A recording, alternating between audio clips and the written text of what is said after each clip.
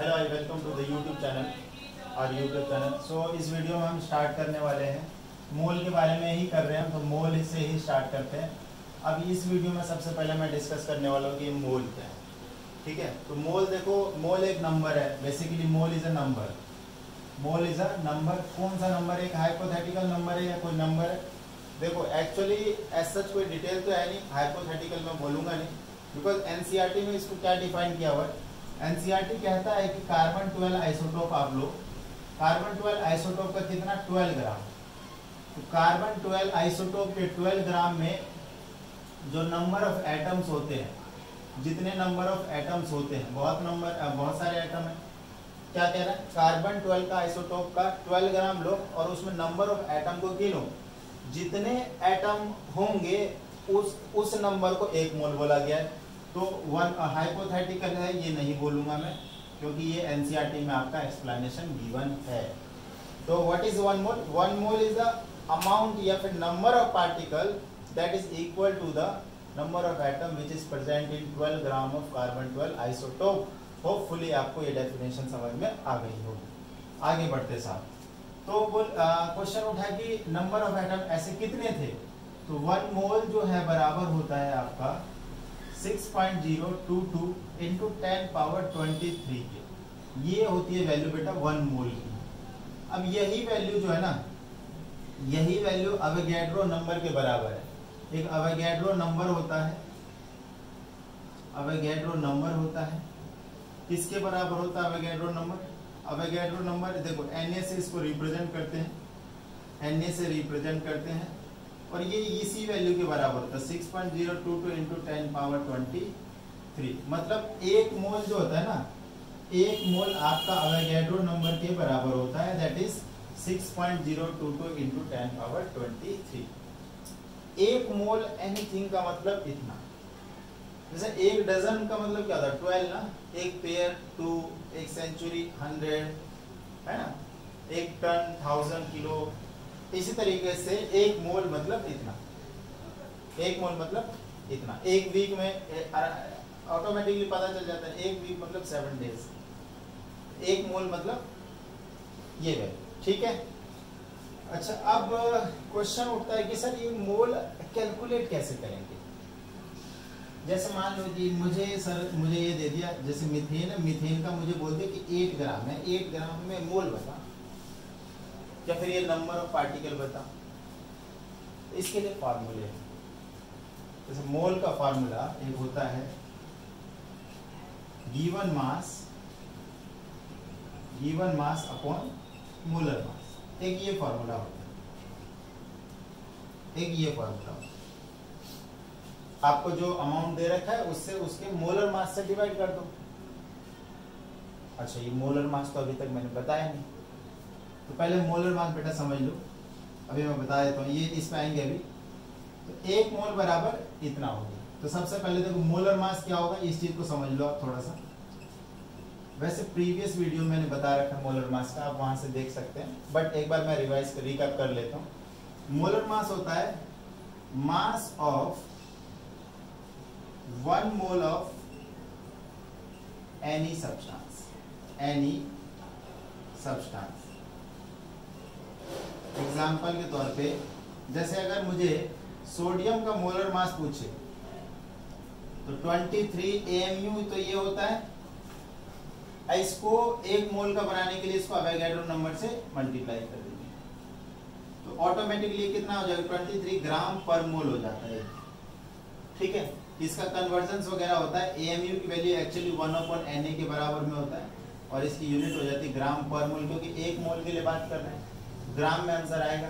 तो ये Na से Na कट जाएगा, इस तरीके से आता है। मतलब जो एटॉमिक मास यूनिट होता है ना, जो एटॉमिक मास या मॉलिक्यूलर मास होता है, कितना होता है?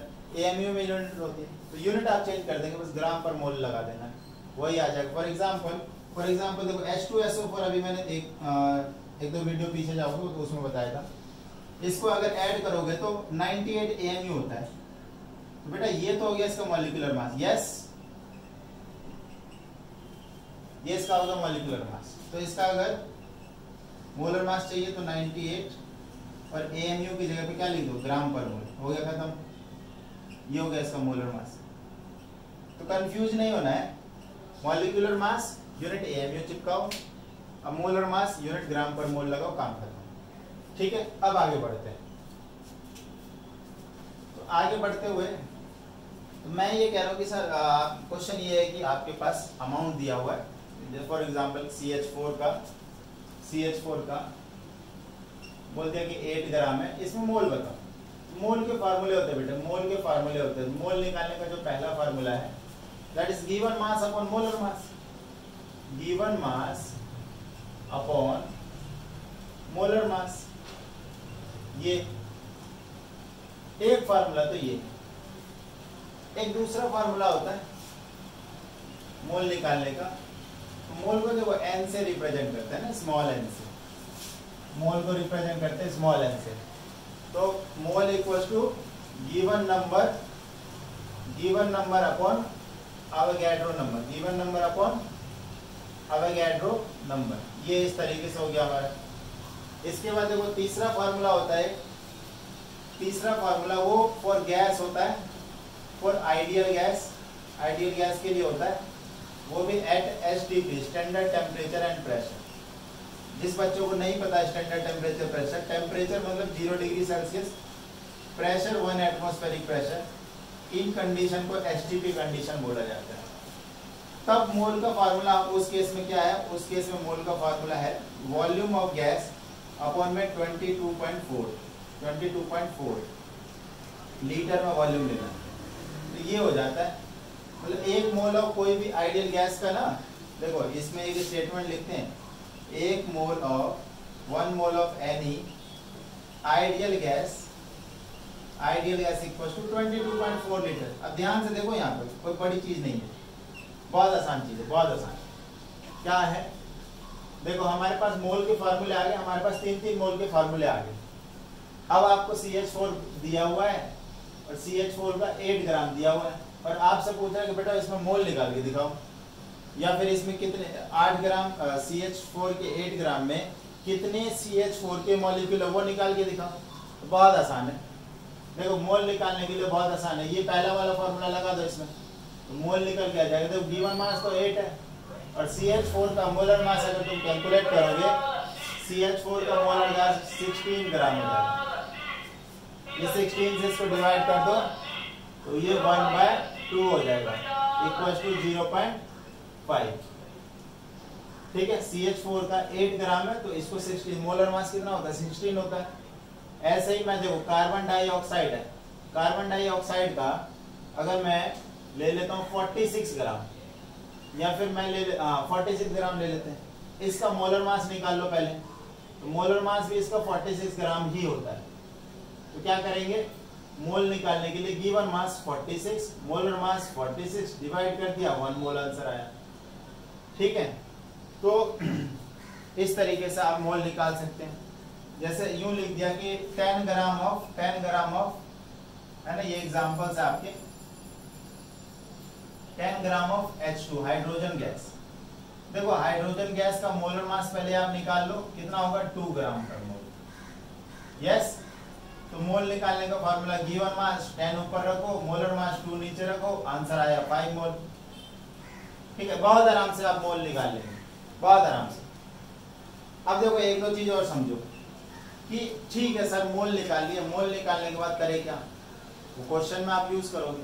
तो मोल निकालना, अब देखो एक निकालते हैं नंबर ऑफ पार्टिकल। आपसे पूछ लिया क्वेश्चन क्या है, क्वेश्चन ये है कि how many CH4 molecule present in 8 gram of CH4। तो देखो मोल निकालने के दो फार्मूले ना, given mass upon molar mass. तो यहां से तो मोल निकाल लो, क्या हो जाएगा देखो 8 ग्राम अपॉन में 16 इक्वल टू 0.5 मोल। अब नंबर निकालने के लिए कितने पार्टिकल है, दैट इज ये वाला फार्मूला लगाओ again. Now n equal to given number. अच्छा, इसको रिप्रेजेंटेशन मैंने नहीं बताया, ये n से रिप्रेजेंट होगा, ये अवोगाड्रो नंबर से रिप्रेजेंट होगा, ये W से रिप्रेजेंट होगा, ये कैपिटल M से रिप्रेजेंट होगा। ठीक है, n अपॉन में Na।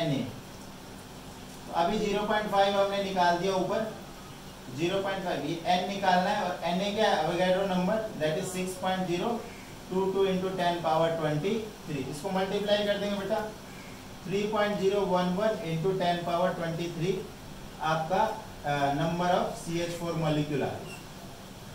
तो देखो 8 ग्राम ऑफ CH4 में कितने नंबर ऑफ मॉलिक्यूल है CH4 के, तो 3.011 into 10 raised to the power 23। ये इतने पार्टिकल, देखो बहुत सारे पार्टिकल हो गए। 23 मतलब बहुत ज्यादा वैल्यू होती है, ये आप समझ नहीं पा रहे हो। मतलब आप अगर कैलकुलेट करोगे किसी वैल्यू अगर जीरोस लगा के आप सिंपल उसको रीड भी करोगे तो रीड आउट ऑफ लिमिट चली जाएगी, ठीक है। आप जो है 6-7 जीरो तक ही उसको पढ़ पाओगे, ठीक है। तो बहुत बड़ी वैल्यू होती है। इसके लिए एक क्वेश्चन आपके एक्सरसाइज में दिया गया है कि उसमें ये बोलता है कि आपके पास 1 मोल मनी है और you are spending 10 lakh rupees per second, तो how long this much of money with you, कितने समय लगेगा इस मनी को खत्म होने में। तो हजारों साल उसका आंसर आएगा, आप एक बार करके देखना, ठीक है। एक सवाल और उठा लेता हूं मैं, जैसे कि मैं H2SO4 ले लेता हूं, H2SO4 49 ग्राम। अब इसमें आपसे पूछ लिया कि कितने एटम प्रेजेंट है, डिफरेंट एटम, इसमें 3 एटम है, तो H2SO4 इतने ग्राम में पूछ रहा है। तो अगर इसका एक मॉलिक्यूल है, एक मॉलिक्यूल में आपको दिख रहा होगा 2 तो हाइड्रोजन है, 1 सल्फर है, 4 ऑक्सीजन बेटा। तो मुझे अगर 49 ग्राम में H2 हाइड्रोजन, सल्फर और ऑक्सीजन निकालना है तो सबसे पहले क्या निकालना पड़ेगा? सबसे पहले निकालना पड़ेगा कि 49 ग्राम में H2SO4 कितनी है। चलो उसको निकालते पहले। तो वो निकालने के लिए सिंपल तरीका, आप इन दोनों फार्मूले को कंबाइन कर दो। देखो कैसे, given mass upon molar mass, given number upon में अवोगाड्रो नंबर। लो जी, मास कितना है? मास है 49 ग्राम और H2SO4 है ना, H2SO4 कितना 98 ग्राम, कितना 98 ग्राम मोलर मास। n हमें निकालना है फॉर एग्जांपल, और n की वैल्यू तो पता ही होती है, दैट इज 6.022 into 10 पावर 23। ये देखो ये आ गया 0.5 और ये इधर आके मल्टीप्लाई हो जाएगा 6.022 into 10 पावर 23 इक्वल टू में Avogadro number, oh sorry given number of particle. ये H2SO4 के निकल के आएंगे यहाँ पे। ये वैल्यू आ गई 3.011 into 10 पावर 23 इक्वल टू में n। ये आपके आगे H2SO4 मॉलिक्यूल कितने ग्राम में? 49 ग्राम में। अच्छा, एक मॉलिक्यूल में, अब देखो इधर मैं लिख देता हूं इनके, एक मॉलिक्यूल में 2 H है, तो इतने मॉलिक्यूल में कितने हो जाएंगे? इसको डबल कर दो, 2 into में 3.011 into 10 पावर 23, और एक सल्फर, एक में एक ही सल्फर है तो इतने में इतना ही हो जाएगा, तो 3.011 into 10 पावर 23। ऑक्सीजन देखो 4 टाइम्स हो रहा है, ये ऑक्सीजन है 4 टाइम्स हो रहा है, तो इसको 4 गुना कर देंगे तो 4 into 3.011 into 10 पावर 23। इस तरीके से भी आप कर सकते हैं कि आपसे ये भी पूछ सकता है कि भाई ये कंपाउंड में कितने कितने एटम्स हैं, तो आप उस केस में भी आपको वो नंबर ऑफ मॉलिक्यूल निकालने पड़ेंगे। उसके बाद you can easily guess the how much value is this, ठीक है। तो हमने इस वीडियो में क्या कर लिया, मोल के तीनों फार्मूले कर लिए, मोल कैसे निकालेंगे, अगर मास दे रखा है तो वो भी निकाल लिए, अगर नंबर ऑफ पार्टिकल निकालने तो वो भी हमने देख लिया, ठीक है। बेसिकली हमने ये इसमें मोल में थोड़ी बहुत कवरी कर ली। स्टोइकियोमेट्री का टॉपिक होगा नेक्स्ट, जिसमें मोल को हम यूज करेंगे, और अभी ये मोल कॉन्सेप्ट चलता ही रहेगा, ठीक है। होपफुली ये चीज़ें आपको समझ में आ गई होगी। Thank you so much.